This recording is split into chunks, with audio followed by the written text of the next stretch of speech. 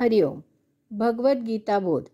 योगदास श्री जयगणेश जोशी यांनी केलेले निरूपण. अध्याय 6. ध्यानयोग. ओम श्री परमात्मने नमः. अथ षष्ठोऽध्यायः. जय योगेश्वर. परम आत्म्याला नमस्कार. अध्याय क्रमांक 6, श्लोक क्रमांक 2. यम संन्यासम इति प्राहुः योगम तं विद्धि पांडव. नहि असन्न्यस्तसंकल्पः योगी भवति कहाचन. पांडवा, सर्वसामान्यपणे ज्याला संन्यास असे म्हटले जाते त्यालाच तू योग समज.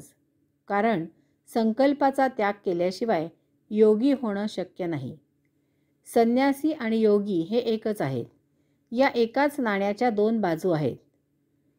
श्लोक क्रमांक 1 या श्लोकामध्ये भगवंत श्रींनी हे सांगितलेच आहे. आता येथे संन्यासी आणि योगी हे एकच का त्याचे कारण सांगत आहेत. या दोन्हीमधील समत्व येथे विशद करत आहेत. यासाठी भगवंत श्रींनी असन्न्यस्त संकल्प असा शब्द वापरला. त्याचं निरूपण केलं की संन्यासी आणि योगी यामधील समानत्व समजून येईल. कारण संकल्पापासून संन्यास घेणे, संकल्पाचा त्याग करणे हाच संन्यासी आणि योगी यांना जोडणारा समान दुवा आहे.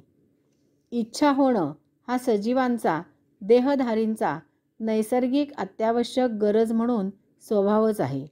कारण जगण्यासाठी अन्न, वस्त्र, निवारा या अत्यावश्यक गरजा पूर्ण झाल्याशिवाय कोणताही सजीव जिवंत राहू शकत नाही. भूक लागली की अन्नाची इच्छा होणं हे अगदी स्वाभाविक आहे. या इच्छा स्वधर्माने आणि स्वकर्माने पूर्ण करणं हेही स्वाभाविक आहे. यासाठी श्लोक क्रमांक 1 मध्ये निष्काम कर्मयोगाचे महत्त्व सांगितलेच आहे.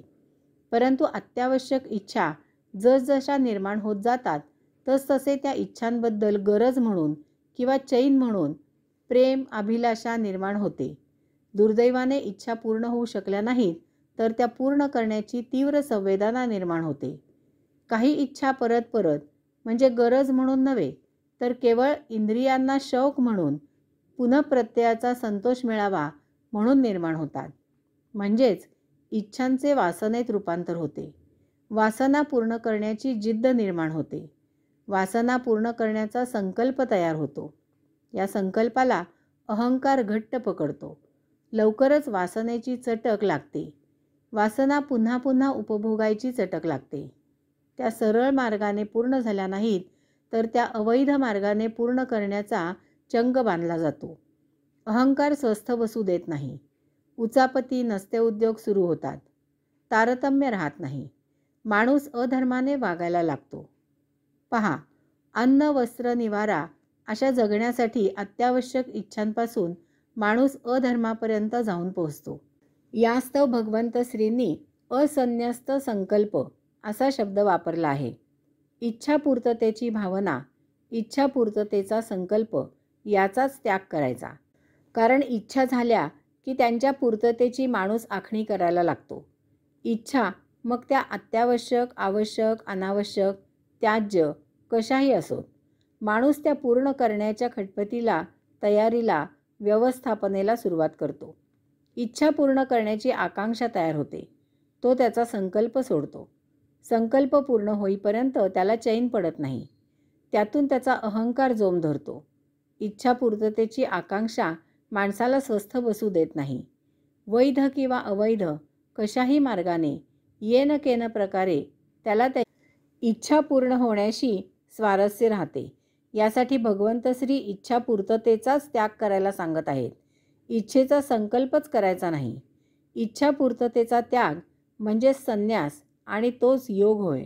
कारण आपल्या गरजा पुऱ्या करण्याची इच्छाच न होणे आणि त्यातून गरजा पुऱ्या व्हाव्यात असे वाटले तरीही ते वाटण्याचा त्याग झाला पाहिजे. पुढील प्रमाद अयोगिक आचरण होणार नाही.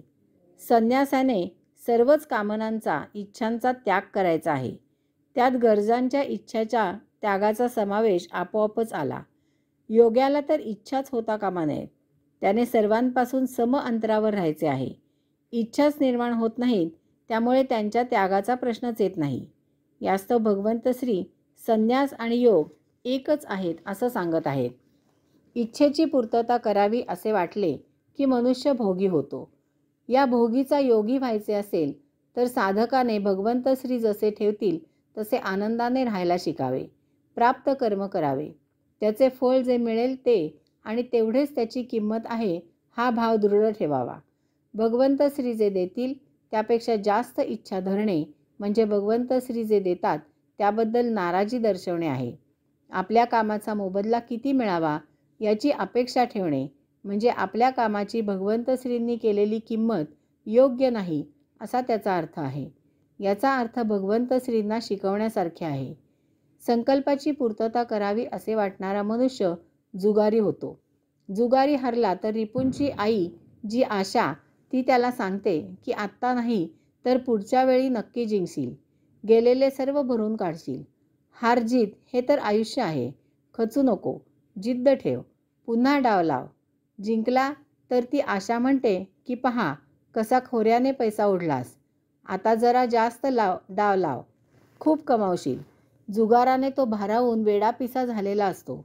घरदार, घरातील माणसं, सौजन्य, सभ्यता कशाचे त्याला भान राहत नाही. जुगारी पूर्ण भिकेकंगाल होऊन त्याच्या आयुष्याची सावरता न येण्या इतपत नासाडी राख रांगोळी झाली की तो शरीराने जुगारापासून दूर होतो. मनाने तो नेहमीच जुगारी राहतो. इच्छा कधीच पुऱ्या होत नाही. त्या एकापाठोपाठ एक अशा सातत्याने तयार होत असतात. पहिली पूर्ण होण्याआधीच दुसरी इच्छा निर्माण झालेली असते. त्यामुळे त्यांच्या पूर्ततेचे संकल्पही नेहमीच अपूर्ण राहतात. यास्तव इच्छाच ठेवायची नाही. त्यामुळे हार जीत हा प्रश्नच येत नाही. डावच खेळला नाही तर जिंकायचा किंवा हरण्याचा प्रसंगच उद्भवत नाही. आयुष्य हा एक परमेश्वराचा खेळ आहे, ही त्याची लीला आहे हे ओळखावे. त्यामुळे घडणारी घटना लीलया स्वीकारण्याची सवय लागते.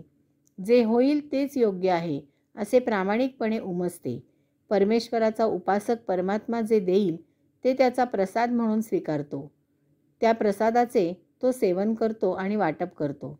त्यामुळे किती मिळाले हा विचारच येत नाही. जे मिळाले तेच भरपूर आहे ही भावना सदा तृप्तीचीच ढेकर द्यायला शिकवते. संकल्प करणे इतके सोडायचे आहे की योग्याने परमात्मा प्राप्तीचाही संकल्प करायचा नाही. नदी सागराला मिळवू शकत नाही.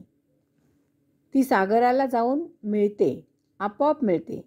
केव्हा मिळते ते तिलाही समजत नाही. कारण ज्यावेळी सागराला मिळते तेव्हा ती नदी राहिलेली नसते तर ती सागरच झालेली असते. भक्त योगेश्वरांना शोधायला निघतो.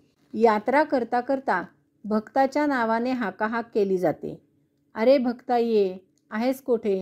हे बघ योगेश्वर येथे आहेत. पाहतात तो भक्त आजूबाजूला कोठे नसतोच. तोच योगेश्वर झालेला असतो. शरीर धर्म चालावा म्हणून जीव ही आत्म्यामधूनच आत्म्याची एक शक्ती निर्माण झालेली असते. त्या शक्तीला जीवात्मा असेच म्हटले जाते.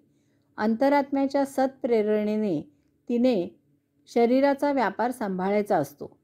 परंतु ती शक्ती भौतिक गोष्टींच्या आहारी जाते. तिला अहंकार ग्रासून टाकतो, लपेटून टाकतो. अहंकार जपायला ती दुसऱ्यांना पायदळी तुडवायला लागते. हाताने दुसऱ्यांचे गळे आवळायला लागते.